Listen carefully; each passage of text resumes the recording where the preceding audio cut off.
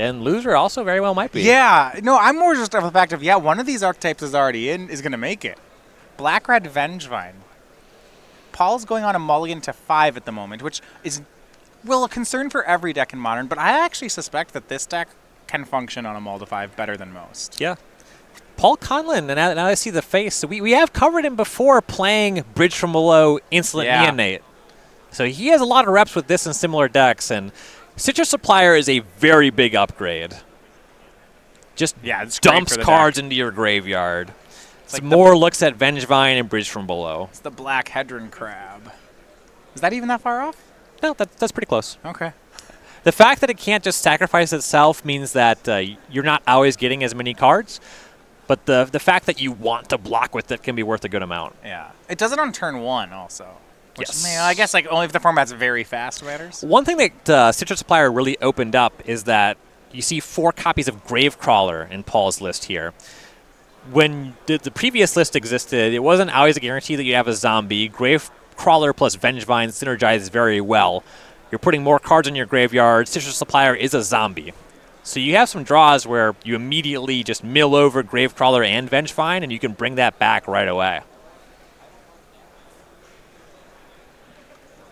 Turn 1, some creature. Turn 2, Citrus Supplier. Get that stuff in your graveyard. Even Faithful Looting on turn 1, and you just have 10 power on the second turn of the game. Of course, I don't think we're going to see that this game. Paul's looking at very few cards. And scries to the top. So we'll see if his deck can function on a low amount of material here. Paul just says go for the first turn. Perhaps it's a hand that's really online with the Faithful Suiting if he's able to cast it. Though at 4 cards, it looks like... Yeah, he kept on 4. Going to 3 is not generally going to be better. And here is Gravecrawler and a pass. And Jody will start cycling.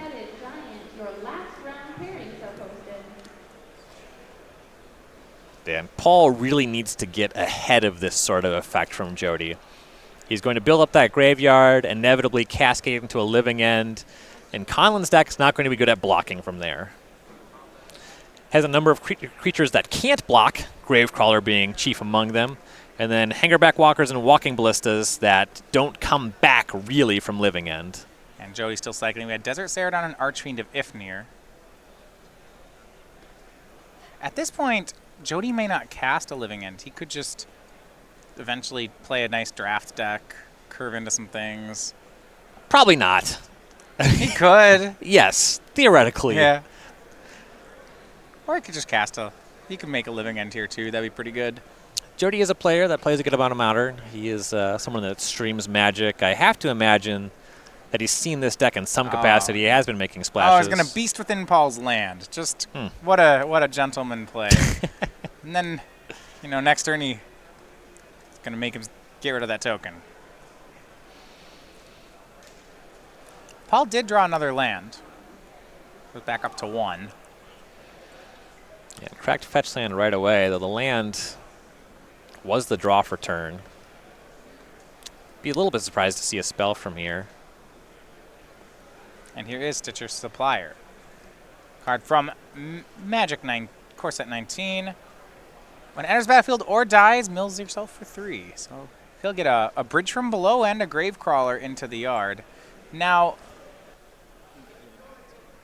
what's going to be interesting here is with specifically how Living End works. So Bridge from Below triggers when a creature is put into your graveyard from the battlefield. You see right now he's going to go ahead and make 3 zombies, I think, here, with 2 zombies, with a Hangerback on 0 and a Walker on 0. Living End actually will trigger Bridge from Below, I believe. Because the creatures are sacrificed. Yes. And Jody won't have anything going to the graveyard, so won't be leaving. And then also, Paul will be bringing back these 0-mana creatures, so they're generally not worth anything. Yeah, they'll get some zombies. Now, Jody was pretty capable of cleaning that up with Archfiend of Ifnir, depending on how many cyclers he has left over. Yeah, but this is going to get... Bridge from Below is an interesting card against Living End. You don't see Bridge from Below getting played much in Modern. Right. There was a period when Grave Troll was legal, where it made a little bit of a resurgence. Right. Saw some greater Gargadons builds of Dredge.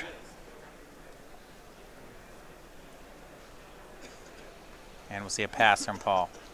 Jody was down to 15. Here's Faithless Looting on Paul's side. For one land, he's making a game out of this.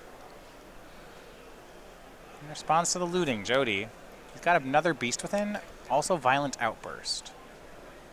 Yeah, I think he's going to Violent Outburst before that looting resolves. So, we're going to get a Living End. Yep. The only thing that we can get.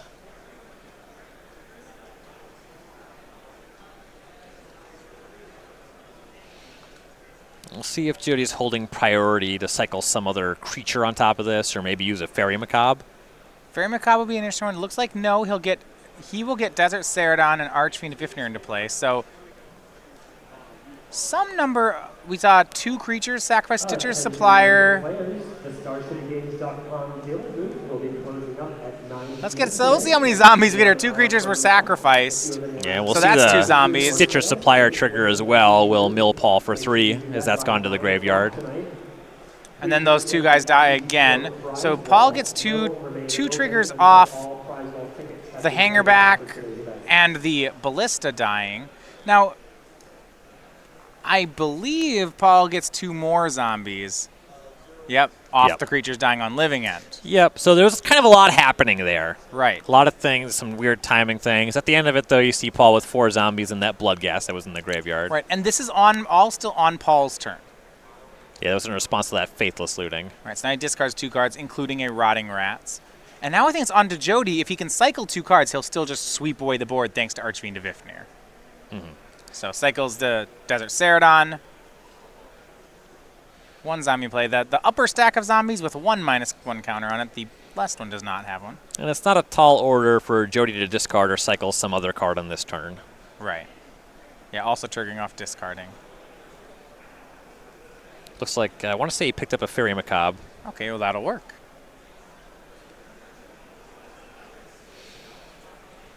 Archfiend of Ifnir really giving the deck an extra angle here. Yeah, these zombies might have made a game of things if that was not what Jody was bringing back. 10 power is nothing to sneeze at.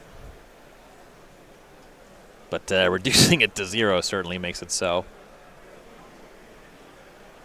So Paul down to 8 on the attack. And post-combat, Jody's just going to make a Simian Spirit Guide. Interesting game going on here. It does look like Jody's going to win on the next attack. Right. That Fairy Macabre, he can discard it, sweep most of the rest of the zombies away.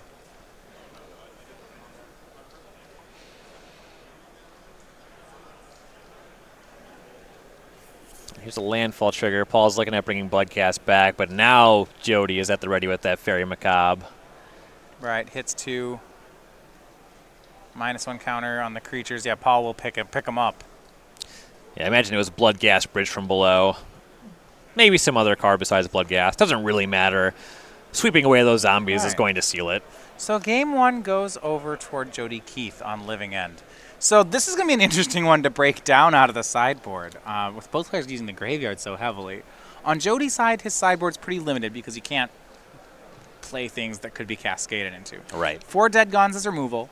4 Fulminator Mages, 3 Ingot Chewers, 3 Leyline of the Void, and a Slaughter Games. The ley lines are great. We're about to see another ley line of the Void Mirror. Both players have them. Both players want them. Right. Now, the last time we saw Dead Gone be pretty good against Hollow One. Do you think that's still true in this matchup? No. Paul's deck is just making a lot of creatures for 0 or 1 mana, producing some free stuff out of the graveyard, making zombie tokens with his setup. The card that's borderline interesting is actually Ingot Chewer, because it's a creature that can just put itself from the battlefield into the graveyard. If you're not very familiar with Bridge from Below, your opponent's creatures going to their graveyard, remove it from your graveyard. So your stuff dying gives you a zombie, their stuff dying exiles your bridge. So a creature that can just put itself into the graveyard, evoking Ingot Chewer, actually has some play in the matchup. I don't know if Jody will go for that. For sure he'll go for the Leyline of the Voids. All right, now on Paul's side, he has 4 Leylines of his own. 3 Thoughtseize, 2 Collective Brutality, 2 Crypt Breaker, 2 Ingot Chewer, and 2 Lightning Axe. In a lot of ways, he's playing the same style deck. More interesting on Paul's side is he actually, I want to say, relies on the graveyard harder than Jody. His cards don't play real Magic very well at all.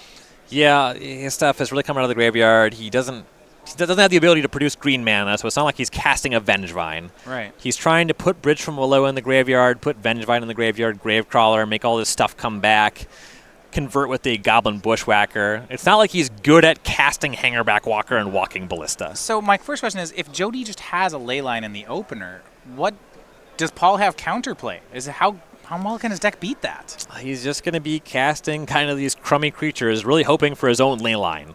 Okay. If he has his own Leyline, then just casting a creature with 1 or 2 power might do something. Right. The Gravecrawler can put pressure on Jody, whereas Jody's waiting until he has 5 mana to start casting creatures. Right. Do you want, and then I guess so he'll bring in his own Leylines. Outside of that, we see Thoughtseize, Brutality.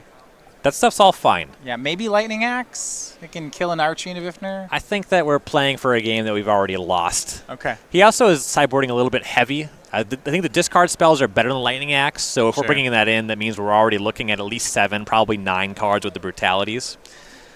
The Lightning Axe that'd be too much. Right. This deck is already in a situation where you just need a lot of the things that you're bringing to the table.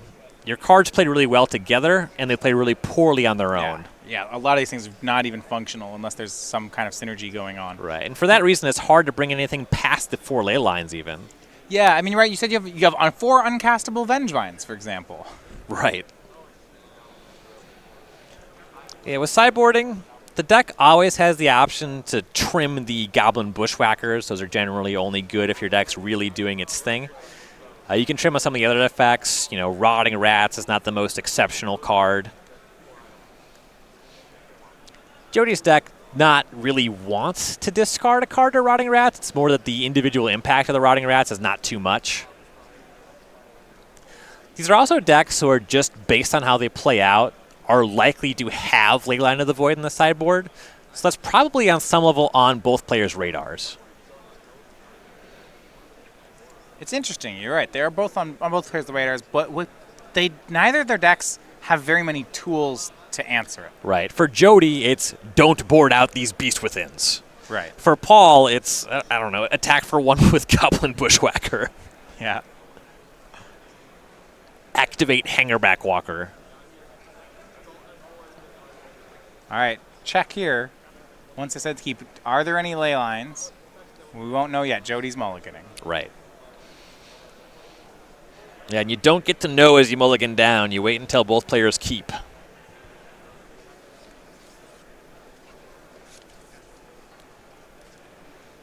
That's kind of a fun element of the Leyline game. And by fun, I mean stressful for players actually in the match.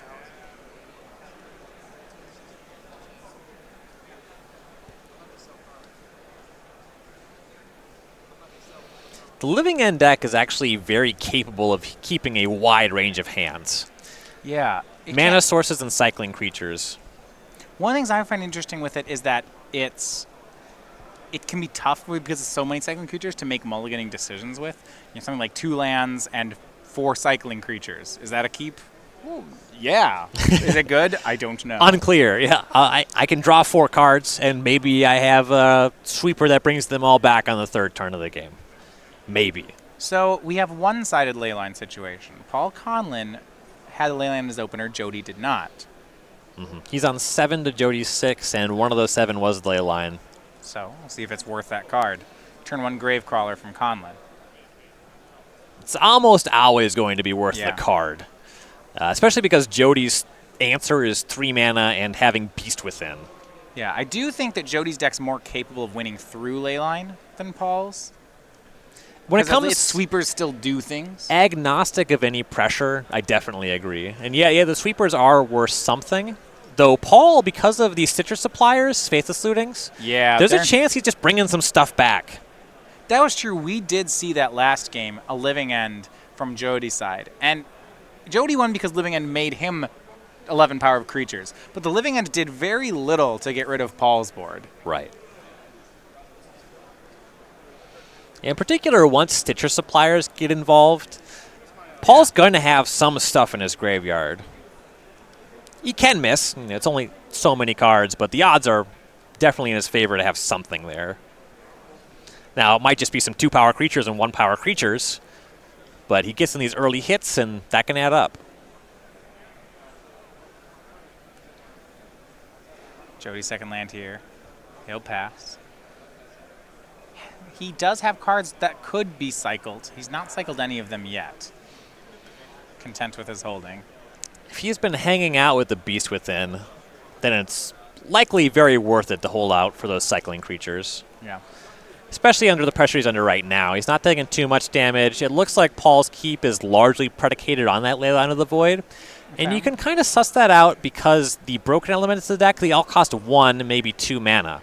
If Paul had something really good, he probably would have cast it on turn 1 or 2.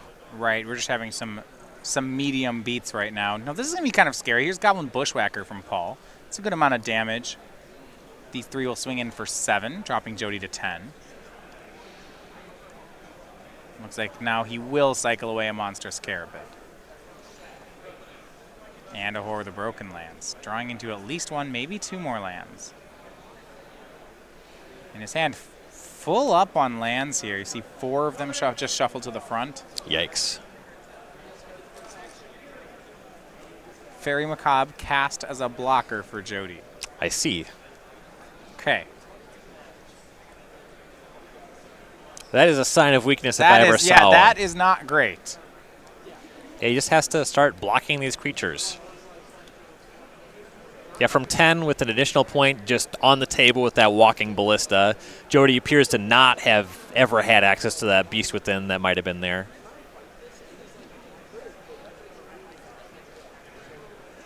And Gravecrawler comes across, and Jody doesn't even block. Yeah, Viscera Seer from Paul. Jody's down to 8. That Viscera Seer is actually kind of a big deal. So why's that? So now, if Jody has Living End, it means that Paul can respond, sacrifice all the creatures away, scry, and then just get them all back. Right. Jody's at 8. So actually now Jody just doesn't have a sweeper. Right. Yeah. Gravecrawler continues to swing in. There's not another zombie to bring it back just yet. Jody will go ahead and trade Simian Spirit Guide with it. Now, I expect one to show up at some point here. Yeah, for zombies, there's 4 Gravecrawlers, so there's 3 more of those, the 4 Stitcher Suppliers, and those 2 Rotting Rats. Also, Bridge from Below, if one ever shows up, does produce zombie tokens. So Jody traded away Paul, no follow-up play, not doing anything with his mana, actually just passed through a turn cycle. His hand's not providing him much. Would have at least have liked to have a 4th land to start activating the Ballista. Right. If you get that Ballista up to a 3/3, it's very relevant here. He'll swing with Viscera Seer and Bushwhacker. And Jody happy to trade Fairy Macabre. He'll take 1 off the Bushwhacker, and I think we're going to see Walking Ballista to attempt to finish off that Fairy Macabre. Yeah. The block is definitely correct there for Jody. Get rid of the Seer as it can sacrifice creatures in response to the Living End, though now Paul at least has the Gravecrawler and the Seer in the graveyard, and he's starting to crank up the Walking Ballista, and he'll start having just good attacks again. And Jody loses the Fairy Macabre. Draw for Jody, Violent Outburst. And honestly, he's going to have to use it pretty soon. If Paul next turn just pumps Ballista and swings 3, we're very close to going to game 3. Right. Jody's in range to start casting some of his cycling creatures, but looks like he just doesn't have the option. Just full up on lands. Swing for 2. Any pumps from Paul? Looks like the answer is no. I think another Walking Ballista is in the hand. And he's just going to say go, holding up the mana. He's really playing this one in slow, and I don't mind. Yeah, Violent Outburst in response to activating a Ballista would reduce the damage he dealt that turn. Monstrous Carabid picked up for Jody Keith. Yeah, the Leyline is really just covering all of Jody's options, so Paul's not in a rush.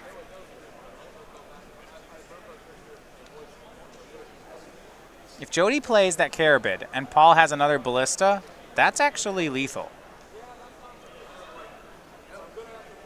Jody will cycle the Carabid, and he has all lands? Mostly lands. Says go. Another counter on that Ballista.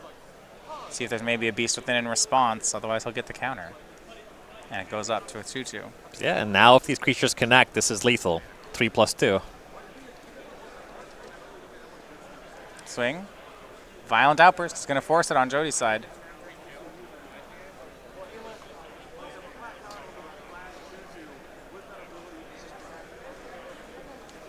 That'll cascade into Living End. Jody will likely go to 3 here. Yeah, Paul's line is just to have the Ballista go upstairs. And then Paul gets to bring back that Viscera Seer and that Gravecrawler. Shoots Jody down to 3, mentions there.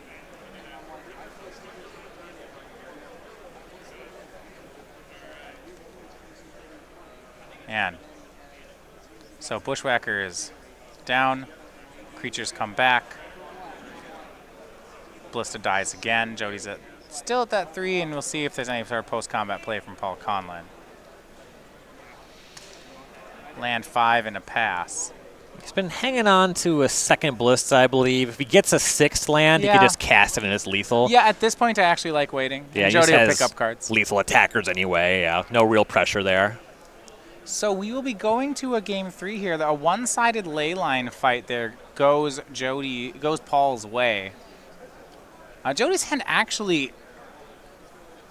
Well, I guess he had 2 cycling creatures. If there wasn't the ley line in play, he might have been able to get that. Paul's deck did not impress too much outside of the ley line. Yeah, but ultimately, against both of these decks, if you just apply any pressure, ley line is so good. Right. This is really a testament to that. And Paul does have ley line advantage, 4 copies to Jody's 3. Yeah, so we'll have them slightly more often. Yeah, this is really reminiscent of old Dredge Mirrors. Just casting some low-power creature. Decks do something busted when there's no ley line, and when there is a ley line, sometimes even the player with the ley line doesn't do very much.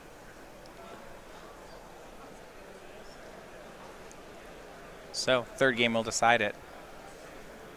So over StarCityGames.com, Commander 2018 edition is now available for pre-order on our website. These are the decks, and the sets of 4 as a whole unit are all available. You can find them. They will not ship, though, until August 10th. That's when the set's legal for sale. But place your order now. Reserve your spot, StarCityGames.com/C18. Yeah, these Commander decks historically have been pretty fun to play right out of the box. You get a lot of cool new designs with Commander. They have a Panther Planeswalker. It's just a giant. It's another You cat. mentioned Lord Windgrace earlier this weekend, and I thought you wanted to talk about the text box, and you just pulled up the art for the card. Like, you just pulled up the deck in a way that I couldn't even read the abilities. You had no interest in talking about the card whatsoever. Do you think he and a Johnny can speak cat to each other? Probably. I mean, they're different. You know, this is like more of a panther, and a Johnny's more of a lion. I don't know. I'll have to check the new Magic the Gathering Dungeons and Dragons supplemental product. That's my question. I believe that Johnny speaks Common and Cat.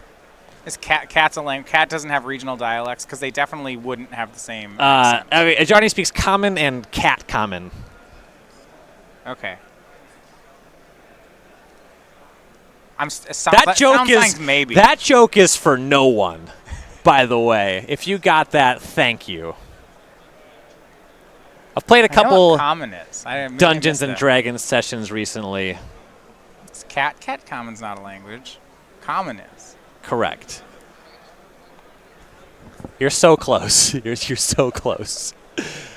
And by that I mean they weren't one-offs. I did the thing where you start a campaign. We're never going to finish it. That's not the point. One of my friends left a 12-pack of Coca-Cola in my fridge, and that became my burden. Yeah, I just can't drink soda anymore. But I've been drinking it because it's there. It's really just a bad scene. I'm envious of people that have functional Dungeons and Dragons groups. Those are rare. I mean, like hanging out and drinking soda. If my dysfunctional Dungeons and Dragons group consists of people coming and putting things in my fridge that then become mine, it could be worse. That's not terrible. Game 3 underway. Again, one-sided ley line fight in Paul's advantage. That's where you want to be. It'd be better than if my dysfunctional Dungeons and Dragons group was I put food in other people's fridges and then didn't play Dungeons and Dragons. That sounds worse. Right. So here's my game night. You bring me food, and then we don't play games. Right, and now you can leave. All right. Same time next week.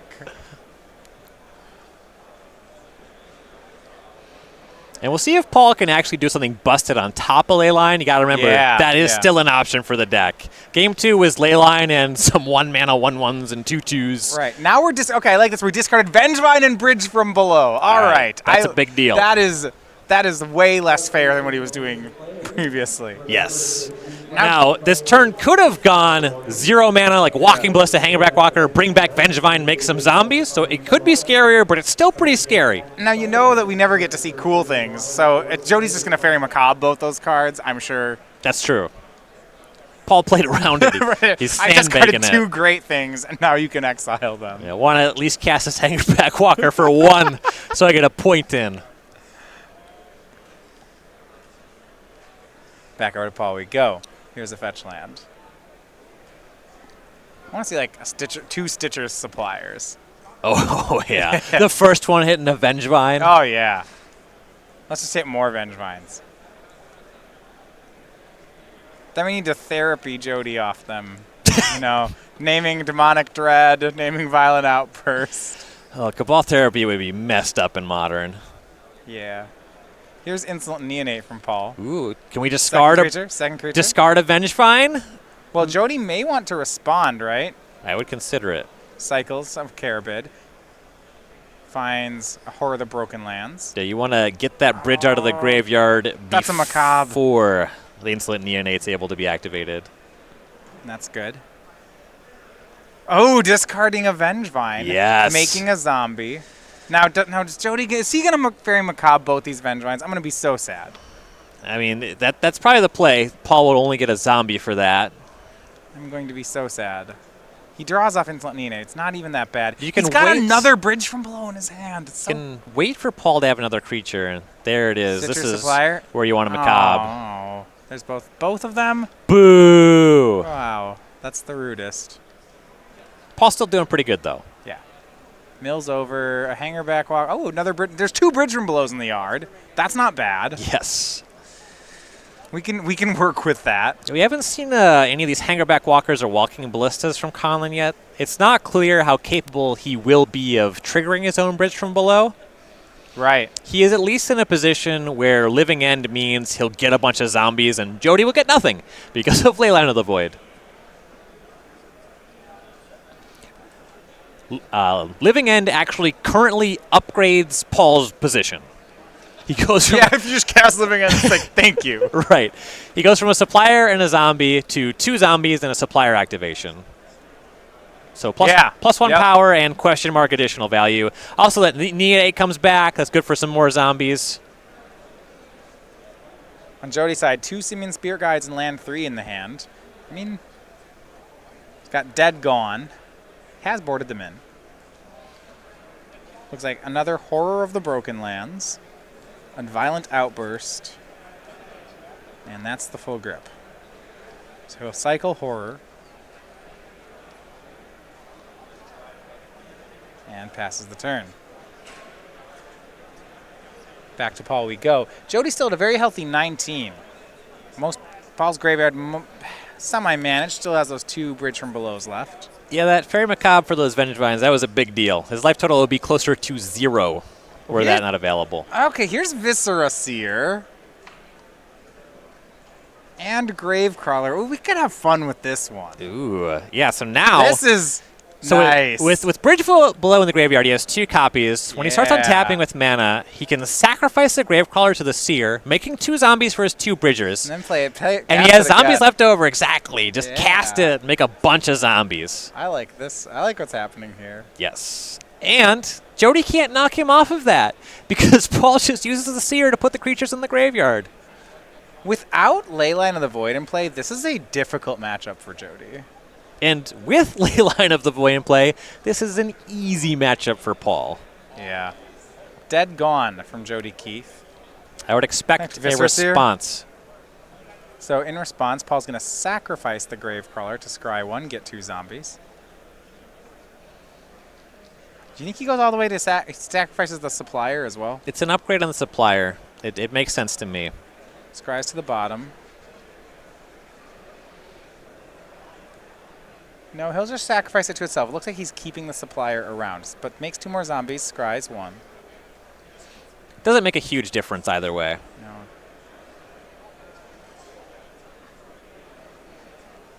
Jody pitches 2 Seaman Spear Guides for Archfiend of Ifnir. All right, that makes sense. Now Jody can sweep the board away. It's his the alternative sweeper in the deck. Yeah, Archfiend is a big deal. Faithless Looting from Paul. Is that another Bridge from Below? Ooh. Okay. I mean, at some point, if Jody has enough cards that cycle, it doesn't matter. But he only has 2 cards in hand, and one of them is Violent Outburst. He is a little bit mana-light to be cycling a bunch, too. Keep in mind that the first activation on the Archfiend, because Paul kept the supplier around, All right. that's going to split into some zombies, and it's also going to mill over some cards. Discarding Hangerback Walker and Leyline of the Void, does Paul. Swings in, this is guaranteed 9 damage. It's a swing for 11. You know, because of that supplier making zombies line I was just talking about, it kind of makes sense to block the Sigil supplier. I agree. Taking 10 versus taking 9 doesn't feel like a difference on Jody's side. It's can you control the board or not? Right. And that's exactly what's going to happen. Stitcher Supplier blocks. Jody drops to 6. Paul's going to mill 3, get 2 zombies. Maybe more. Mills over, nothing of consequence. But gets 2 more zombies. Another Stitcher supplier, which is something if a Living End were to happen. Currently, Jody is on a path where his game plan is making this Archfiend kill these zombies. Well, Ryan, so there's now 7 zombies in play. So if Jody only has 1 card that cycles, he's actually still dead on the attack next turn. Yeah. Yeah, 7, block 1, still comes across for 6. Yeah, and it's going to be Thoughtseize from Conlin. Okay, he'll take one of the Violent Outbursts. Notably, this triggers Archfiend of Ifnir, and Jody didn't have a cycler. Let's see if Jody missed it too. Oh wow! Yeah, whenever you cycle or discard a card, right? Yeah. Good. That's a big miss for that's a big miss for Jody Keith. Let's see if he recovers. He drew a cycler. Yeah, when you use cycle or discard another card for whatever reason, and that's a game-changing play. Right now, they're all 1/1 zombies. They could be 0/0. They'd just be dead. Yeah. And I'll admit, like, that's not how you... It's weird. It's weird. I missed it before you said it because I generally don't think my opponent Thoughtseize me time to go, wrath his board. That was the setup. All right, yeah. we're good.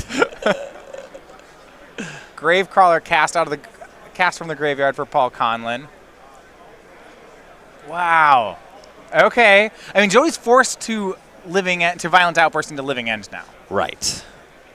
And from there, he's got to figure out a whole bunch of creatures coming back for Paul. And yeah, Jody's done. He extends the hand. Yeah, he can't do it. So Paul Conlin, he's going to win this one 2-1. Gets both the sideboard games off Leyline of the Void, and at 7-1, his Black-Red Vengevine deck is into day 2. Yeah, the texture of the matchup, it is a little bit